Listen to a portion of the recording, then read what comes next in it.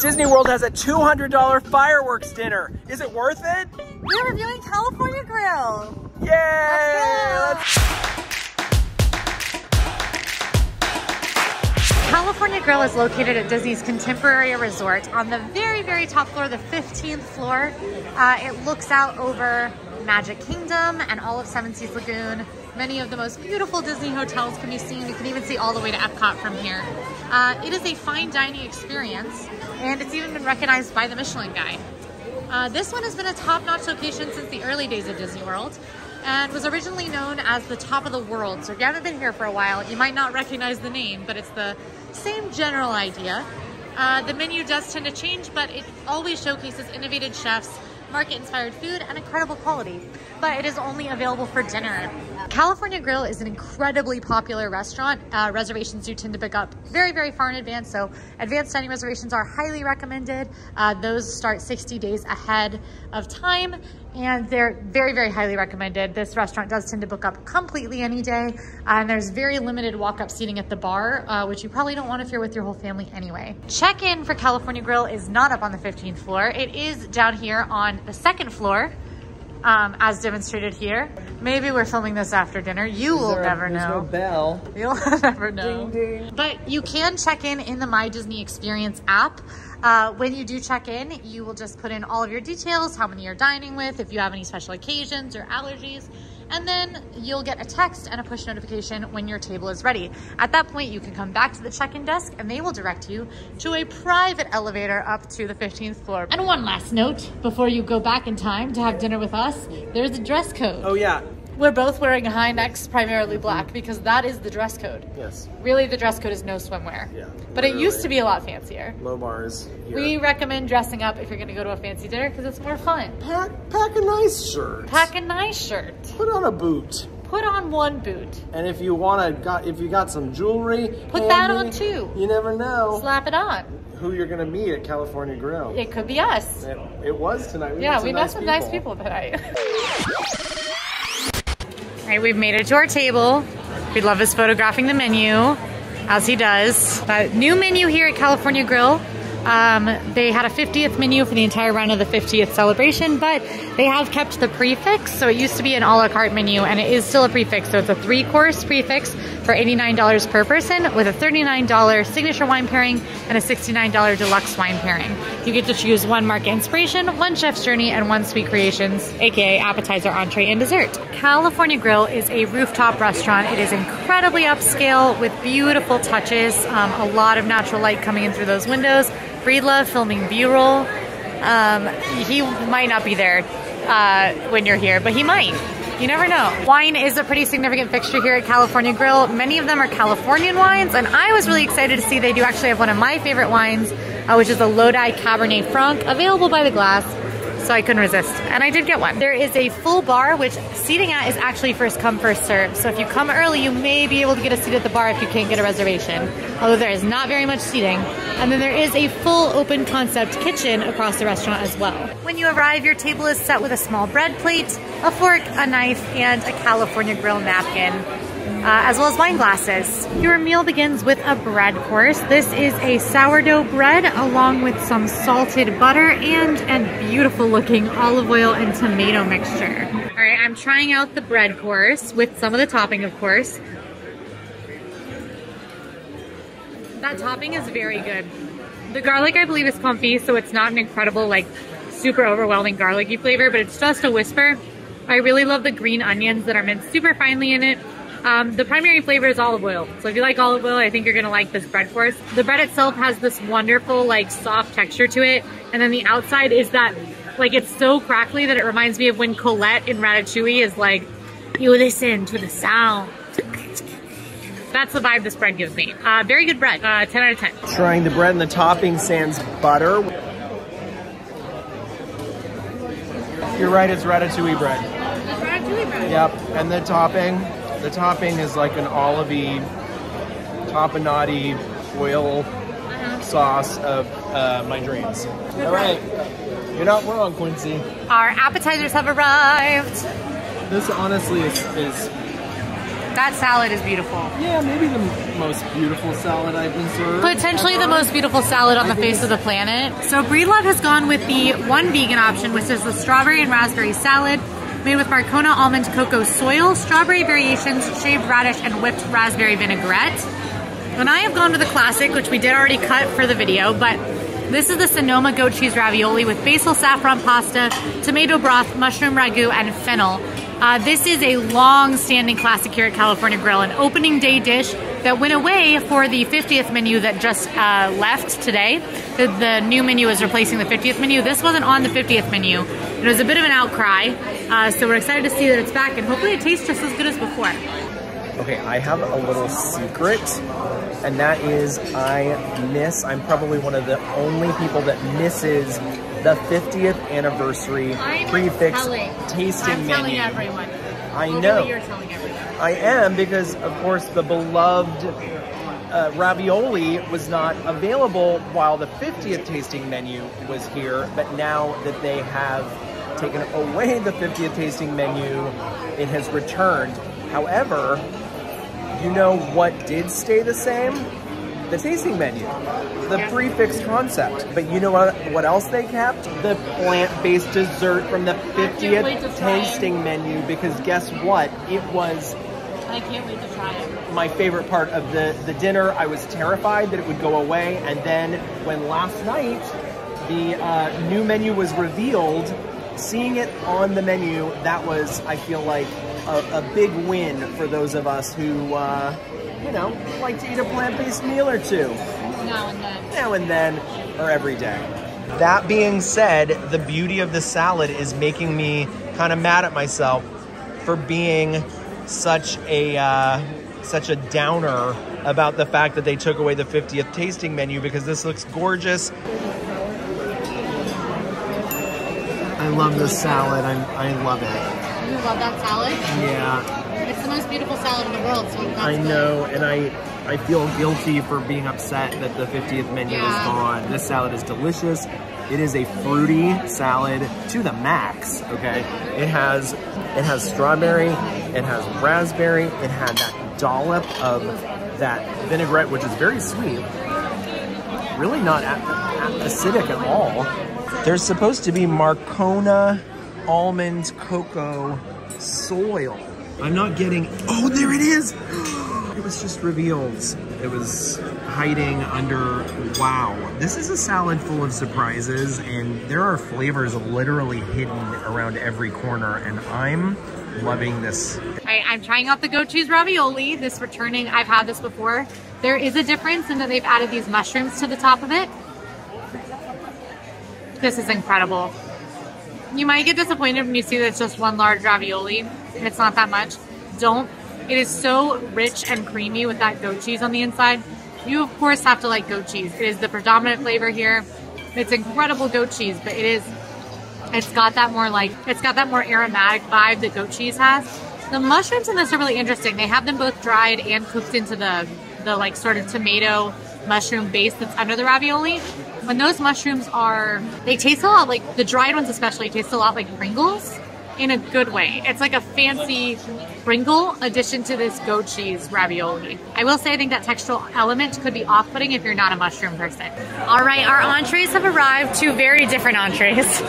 One incredibly meaty meat, and one plant-based. It looks like it came from the garden. It does, and Breedlove smells so good. Thank you. So you've got... You said Breedlove smells? Breedlove smells so good. I'm sure you smell good as well. I haven't smelled you. So for our entrees, Breedlove got the saffron risotto, which is the only plant-based entree on this menu. It's got harissa honey nut squash and spiced hummus chermoula. And then I went for the fire roasted venison. This comes with Hasselback potatoes, leek soubise, artichoke barragoule, and ramp pesto. So pretty interesting dishes here. Excited to give them a try. There is pita in the risotto. It looks and smells incredible, and I'm trying to figure out how to even dig in. Plant-based destination. I'm calling it. This is California Grill, officially a plant-based destination. Again, because I love the tasting menu for the 50th also. Yeah, I taste flavors from all around the world. Like I wouldn't pinpoint one place that this dish tastes like it came from. It's just delicious, really flavorful. It's not a mild, I mean, it's not spicy, but it's not a bland dish. It's salted well.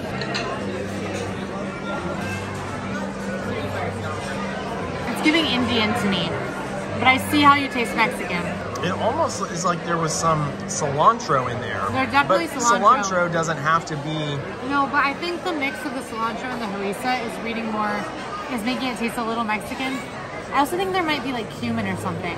We'll make do with the most delicious meal probably I've had in Disney World in like a really long time. Oh, all right, I went for the pita dip bite number 1. We'll see if it's the move. All right, venison time. I got all the sauces on it because I'm on Venice. That's pretty delicious. Full disclosure, I was just telling Breedlove how I wasn't super excited about this. I'm not a venison person. I got this to chef's recommendation, cooked medium rare. It is incredibly tender, bursting with flavor. The char on the outside has almost a chocolatey level like richness to it. The steak has just the right amount of like chewy resistance to it and still melts in your mouth. And then the sauces have an amazing sweetness to them that sort of mellow out how like heavy the cut of meat is. I'm really impressed with this. I got it because it was new, not because I like venison.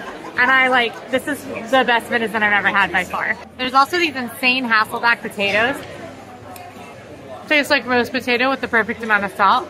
And pearl onions are just the way to my heart. This is a really killer dish. And I think actually worth the price. Now, one of the main draws of California Grill is that you can see the fireworks over in Magic Kingdom because they are just out the window. Now, during the fireworks, the music does play in the restaurant and out on the dedicated fireworks viewing patios, which is where we're going to head in just a second. Even if your reservation doesn't coincide with fireworks time like ours does, you can head on out to those patios at fireworks time, even if you dined earlier in the evening or if you're dining later if it's an early fireworks night. To be able to see the fireworks, you just have to have a day of California Grill reservation or have eaten at the bar. All you need to do is bring back your receipt or come back and just say your name if you had a reservation, and you'll be let back up in the private elevator to see the fireworks if you've already left. It's time to watch the fireworks. So this is actually one of the last few nights of Disney Enchantment. It's the last night's coming very soon, and we're watching it from California Grill, from our table. Great seats. There are fireworks pavilions on both sides of the building. You are the magic! Yeah!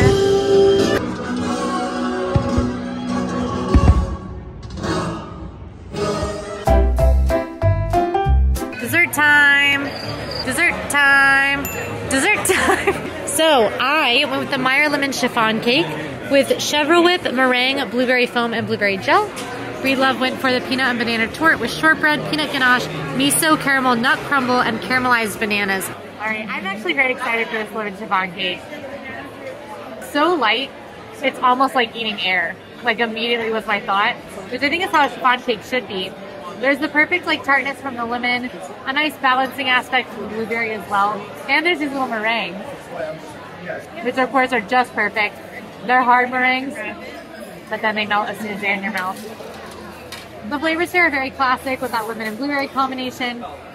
In my opinion, I think that this is a pretty stellar dessert, but maybe not what I would pick again, just because there are a lot of like lemon and blueberry desserts that taste about as good as this.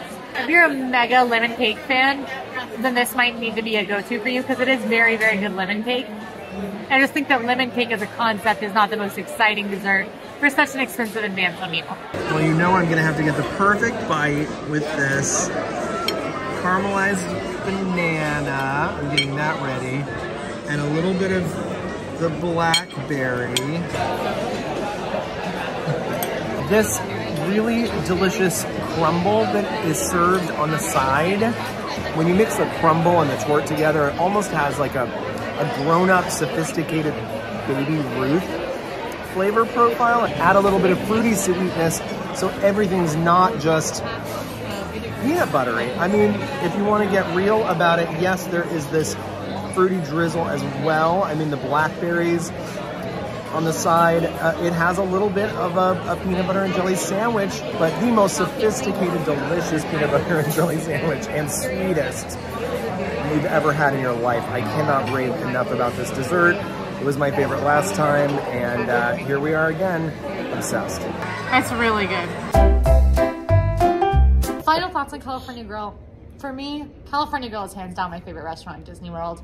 And that's for a number of reasons. One, I think the restaurant itself has beautiful atmosphere, but there is absolutely no atmosphere better than watching the sun set over Seven Seas Lagoon and Cinderella Castle. Without question. And all of Magic Kingdom. Like any restaurant that gives you a view of Cinderella Castle, that's great. It's not as good as the one that you can see all of Magic Kingdom and the sun is setting and it's directly right there. It is spectacular. It's in an absolutely historic hotel. The experience is always fantastic. I've always had the most stunning service at California Grill.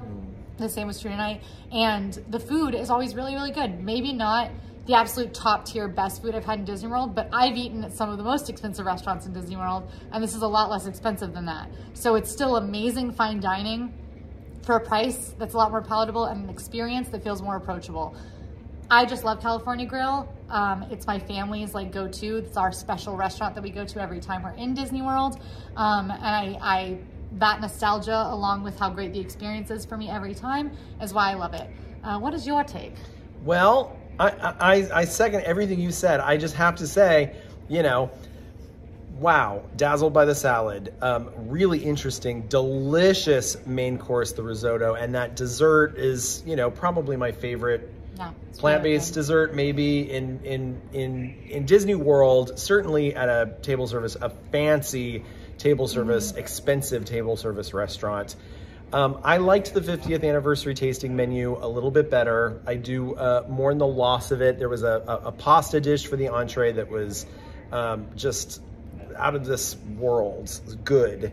And it was better than the risotto was, but I still really loved it. Now, talking money, in general, this is an incredibly expensive experience. It is $90 per person. Our meal tonight was over $200, including, well, not even, it was $200 without tips. So it is very, very expensive.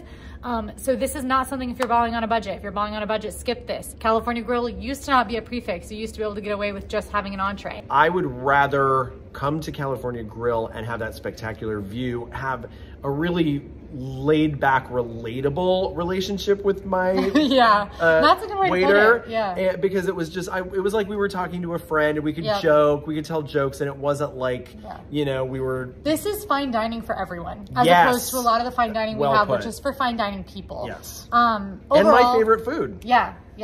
Overall, I would highly recommend this restaurant. I absolutely love it. I think that it's not for everyone in that it's just so expensive. They have a great kids menu, an amazing kids menu. So if you're introducing kids, you got a date night. If you just want to do something a little special, I think California Grill is a great option. But if you're a longtime California Grill stan, you're not going to like that prefix menu as much, just because it kind of lowers the choose your own adventure-ness of California Grill. If you like this video, go ahead and like and subscribe. Now go watch our review of Victoria and Albert's. See you there.